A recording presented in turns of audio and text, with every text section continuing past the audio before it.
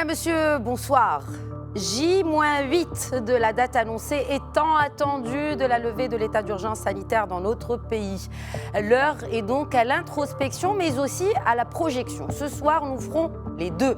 D'abord, introspection avec l'économiste Mekki Zouaoui et ses questions primordiales. Quels enseignements à tirer de la crise actuelle pour construire un nouveau modèle de développement et quelle place pour les secteurs sociaux dans l'après-Covid? Ce sera en deuxième partie d'émission. Professeur Zouaoui va répondre à ces questions. Mais avant, et en réponse aux nombreuses requêtes que nous avons reçues, nous avons invité de nouveau la ministre de l'Aménagement du Territoire national, de l'Urbanisme, de l'Habitat et de la Politique de la Ville. Nous ferons donc le point avec Nuzha Bouchareb sur la situation actuelle. Ensuite, nous allons également parler de ces projections de relance pour le secteur de l'immobilier. Merci de rester avec nous.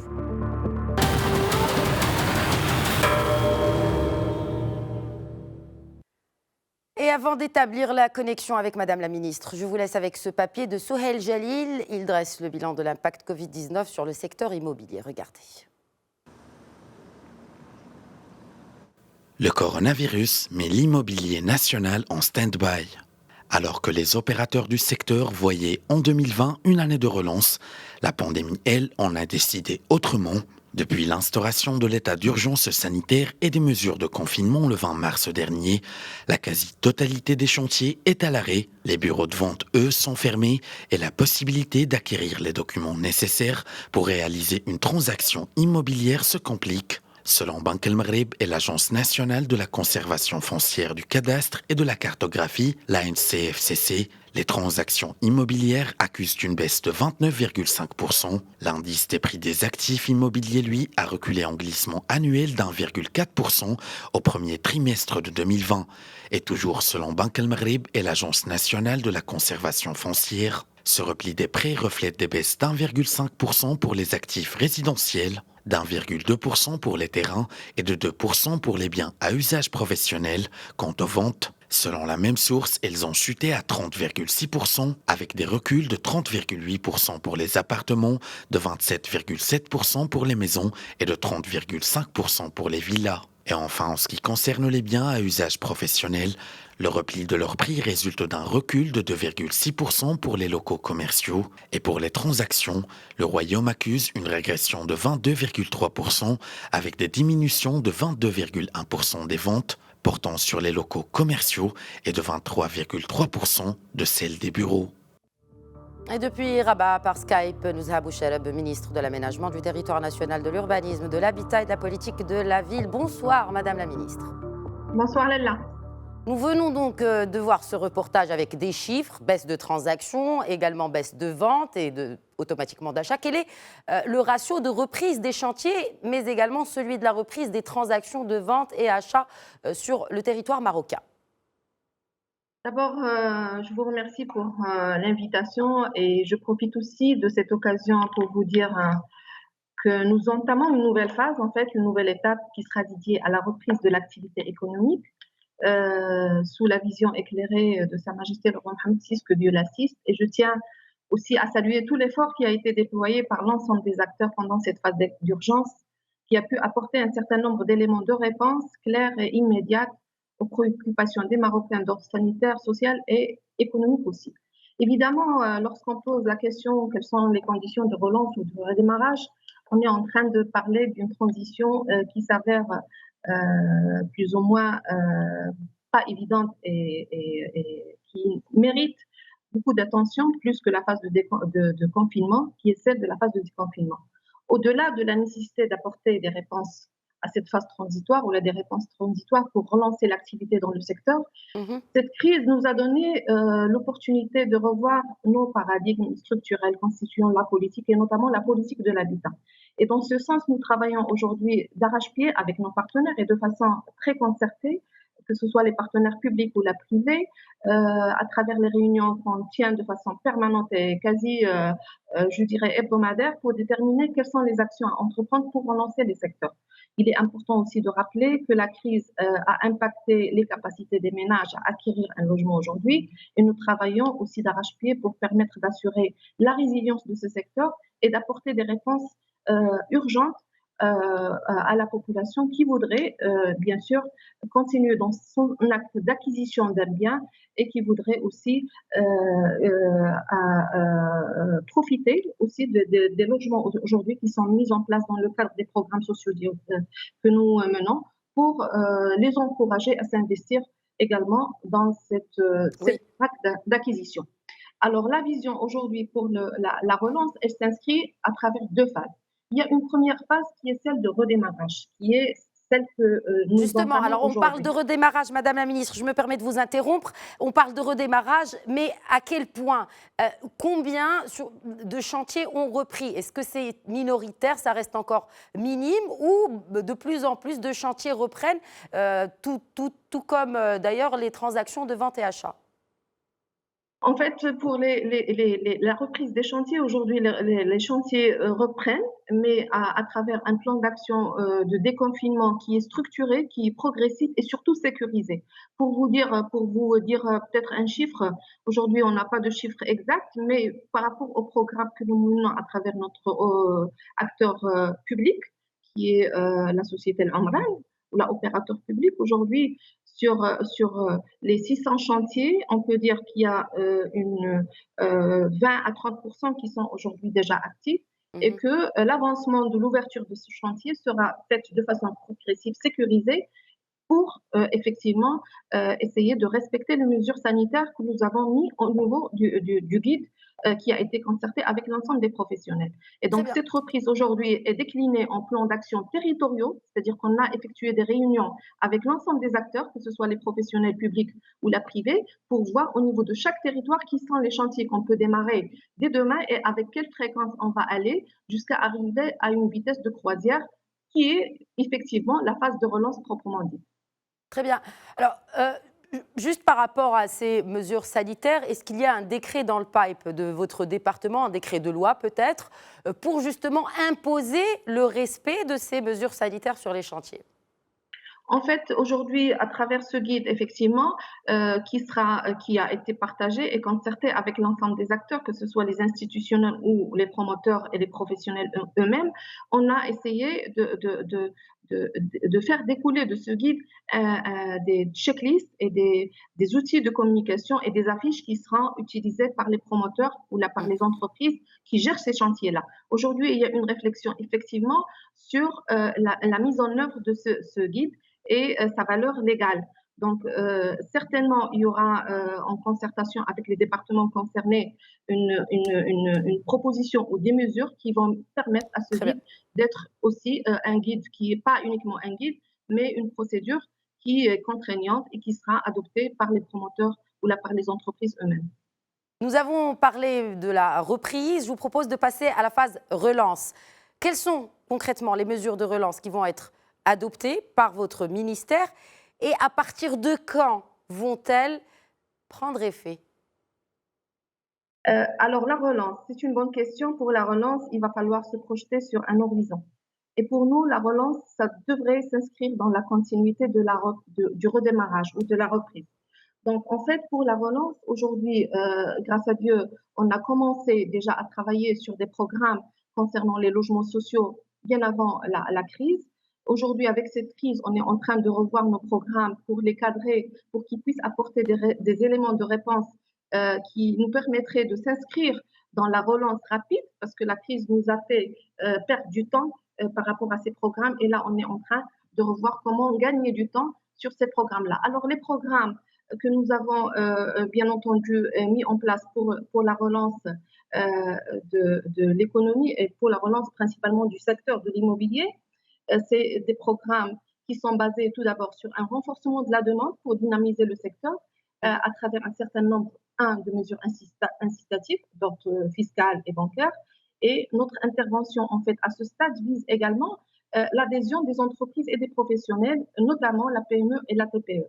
Une vision aussi basée sur la territorialisation et la régionalisation des mesures pour en fait mettre en place des produits adaptés. Je sous-entends par le produit un logement abordable, équitable, de qualité, à des prix adaptés qui toucheront toute la population, bien évidemment, avec un focus sur une cible qu'on n'a pas, pour laquelle on n'a pas préparé un programme qui est qui encourage la promotion immobilière de s'investir dedans, qui est celui de la classe moyenne et aussi des jeunes. Aussi, un point important à signaler au niveau de ce programme, comme on est dans une phase où la vulnérabilité va augmenter, donc on est en train aussi de réfléchir à comment introduire dans notre programme du logement le secteur locatif pour créer un nouveau marché fluide et sécurisé qui va permettre d'avoir d'autres alternatives pour l'accès à la propriété. Aussi, notre programme va se baser sur un territoire. Quand on parle d'équité et quand on parle de lutte contre les disparités, on ne peut pas omettre aussi le rural, où on a apporté au niveau des nouveaux programmes qui s'inscrivent dans un changement aussi de paradigme. Et je pourrais dire que c'est des programmes qui apportent une réponse complémentaire aux autres programmes qui ont été déjà menés depuis une dizaine d'années. C'est le développement du Oui, rural à travers une offre en logement qui est adaptée. Car, quand vous savez, quand il y a des catastrophes comme ça, le plus impacté, en fait, c'est le rural. très Et bien. là où il va falloir mettre plus de résilience, c'est au niveau de ces territoires-là Mm. pour essayer de lutter contre ces disparités qui s'inscrivent de plus en plus entre l'urbain et le rural.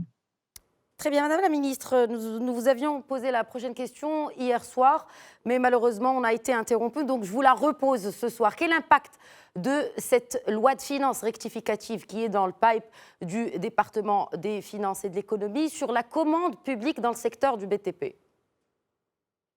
Ben, effectivement, la relance ne pourrait être concrétisée et de façon rapide sans l'appui à la commande, sans l'appui de la commande publique en fait.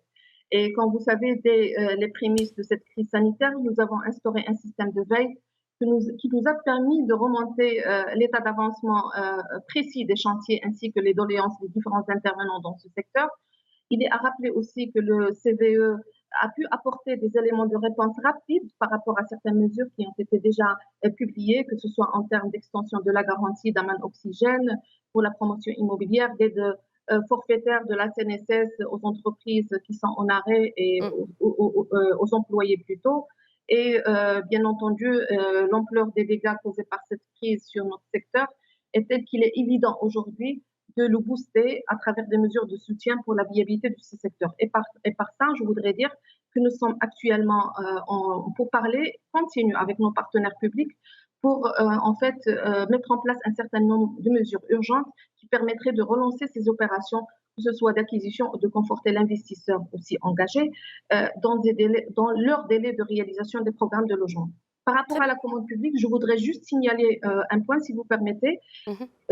Par rapport à l'Umran, par exemple, qui est notre bras opérateur, qui est notre opérateur public, on a convenu d'activer, de mettre en place un certain nombre de mesures concrètes, comme l'activation de la cadence de lancement des marchés publics relatifs aux chantiers prioritaires, comme le BSB, comme les menaces en ruine et puis la mise à niveau. Aussi, nous avons accéléré le déblocage des fonds et des subventions relatives aux dits programmes pour accélérer la cadence de la mise en place de tous ces programmes et on Très suit bien. de très près les déblocages des créanciers pour maintenir l'entreprise en vie. Parfait. Vous avez parlé des incitations là pour les entreprises.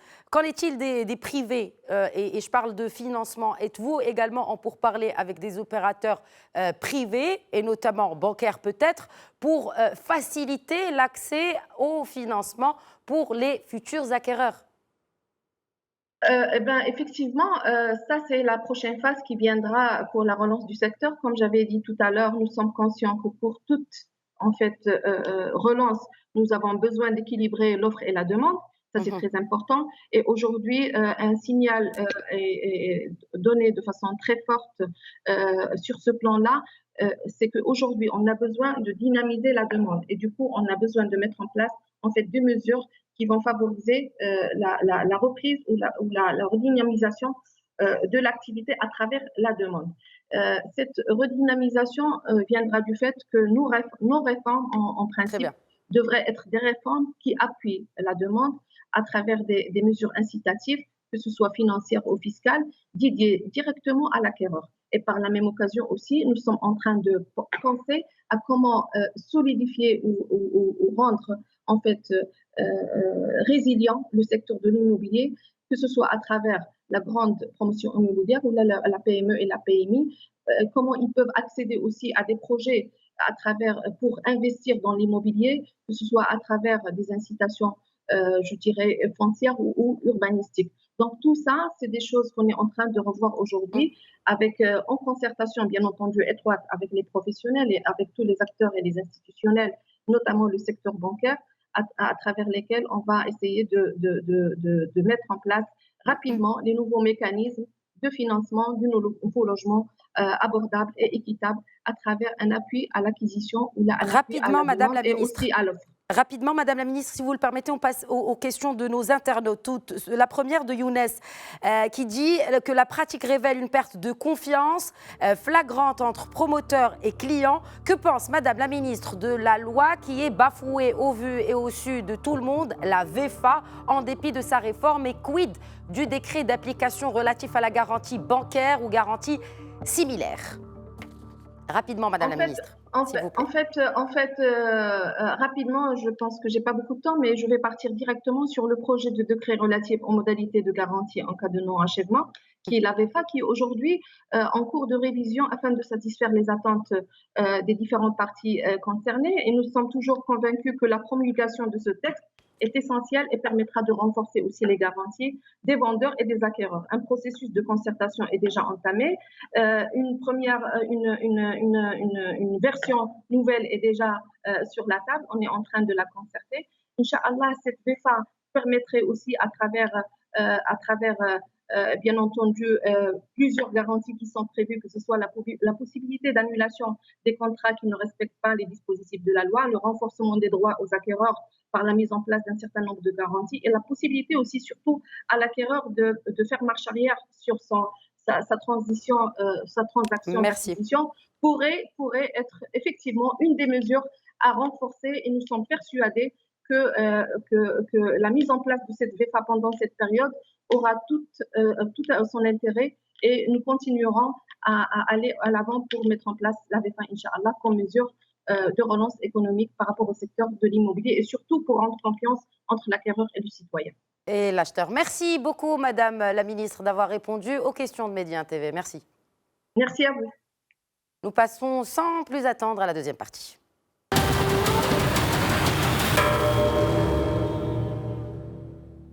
Et ce confinement a chamboulé beaucoup de plans d'action. Celui de la commission spéciale du nouveau modèle de développement n'y a pas échappé. Al Benani nous résume dans son papier certaines orientations de ce prochain modèle de développement. Regardez. Le Maroc a été frappé par la Covid-19 alors qu'il était en pleine réflexion sur le nouveau modèle de développement. Les pistes de réflexion portent sur plusieurs volets. Concernant l'industrie, il sera non seulement question d'attirer des investissements directs étrangers, mais aussi de développer une industrie nationale tournée davantage sur la recherche et développement médico-pharmaceutique. Pour ce qui est de la sécurité alimentaire, la stratégie agricole poursuivra son plan Maroc vert, tout en exploitant les atouts des nouvelles technologies. Sur le volet social, il sera principalement question d'en finir avec l'informel.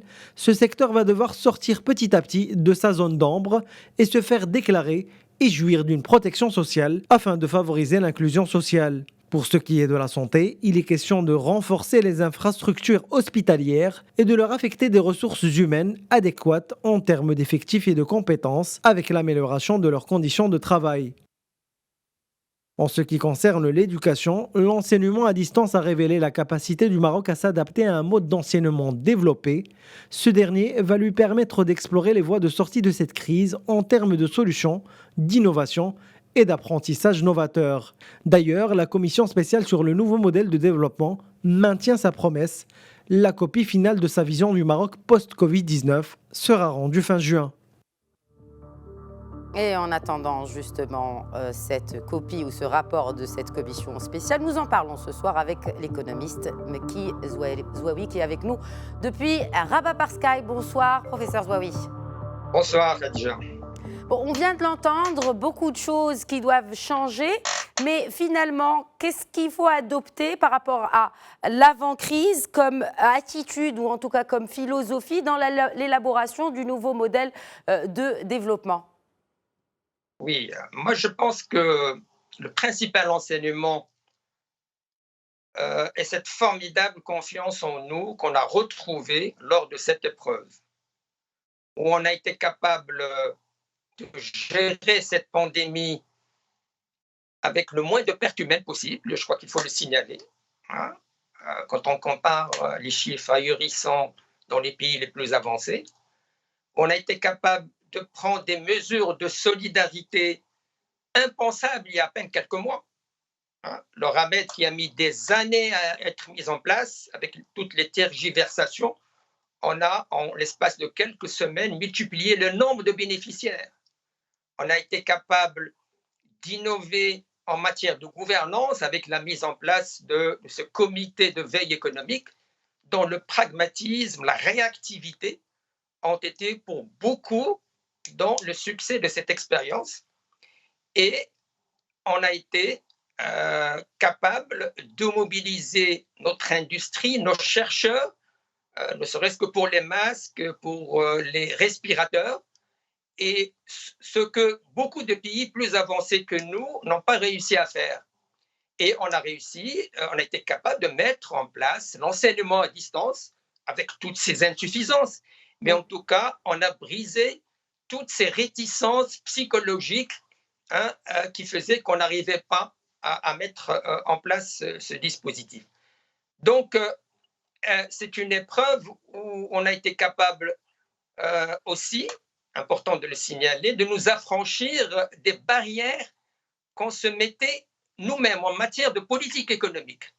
Le Maroc voulait tellement apparaître comme le bon élève qu'en matière d'orthodoxie budgétaire, financière et monétaire, je pense qu'on en faisait trop, et ce qui devenait un frein au développement. Donc, on est libéré, mais il faut qu'on assume cette liberté que nous nous donnons. Donc, pour en venir plus concrètement, notre résilience face à cette pandémie a créé un état d'esprit positif chez les Marocains, à savoir un sentiment de confiance en nous, en nos capacités, un sentiment de confiance en l'État qu'on découvre être plus efficace, plus efficient et finalement plus moderne qu'on ne le pensait. Un sentiment de fierté, il faut le dire, en notre pays, en son potentiel, en son leadership. Alors, sur la base justement de ces enseignements, oui, sur la base de ces enseignements, il ne nous reste pas beaucoup de temps. Quelles sont justement les priorités, les nouvelles priorités de ce nouveau modèle de développement selon vous? D'abord, aujourd'hui, le défi est comment entretenir cet état d'esprit pour j'allais dire, affronter les difficultés multiples qui nous attendent dans les mois à venir, donc à court terme, et comment capitaliser sur cet état d'esprit pour construire, pour édifier un nouveau pacte social, pour enrichir la réflexion en cours sur le nouveau modèle de développement. Donc voilà, quelque part, donc le regard en nous a changé. On disait « yes, we can », oui, on est capable. Je crois que ce n'est plus un slogan, mais il faut qu'on fasse avec et que quelque part, c'est une nouvelle donne à l'aune de laquelle on doit revoir toutes nos ambitions, toutes nos approches du nouveau modèle de développement. Est-ce que les secteurs sociaux doivent prendre aujourd'hui la priorité par rapport à la budgétisation un peu des dépenses de l'État?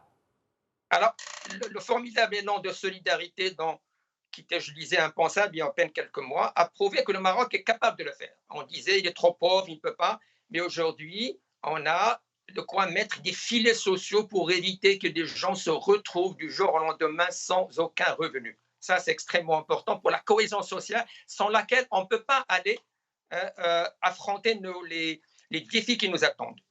Donc, et sur le plan économique, on s'est libéré de cette orthodoxie, mais il faut qu'on assume. Attention, les banques centrales aux États-Unis, en Europe, peuvent imprimer de la monnaie comme elles veulent. Ce n'est pas le cas du Maroc, parce que notre limite, c'est la balance des paiements. Et il faut qu'on surveille, comme le lait sur le feu, le déficit de la balance des paiements, où le principal indicateur économique qui va devenir, à mon point de vue, c'est les réserves de change. C'est ça qui nous donnera cette possibilité et de voir jusqu'où on peut aller dans nos marges de manœuvre. Comment justement financer cette priorité aux secteurs sociaux. Comment financer cela en sachant qu'à l'après-Covid, les recettes de l'État, bien sûr, ont baissé? Oui, alors, il est évident on a réussi en 2-3 mois à éviter qu'avec les filets sociaux de protection, on a évité que des gens aillent perdre leur dignité, parce qu'il s'agit ici de millions de personnes qui sont en...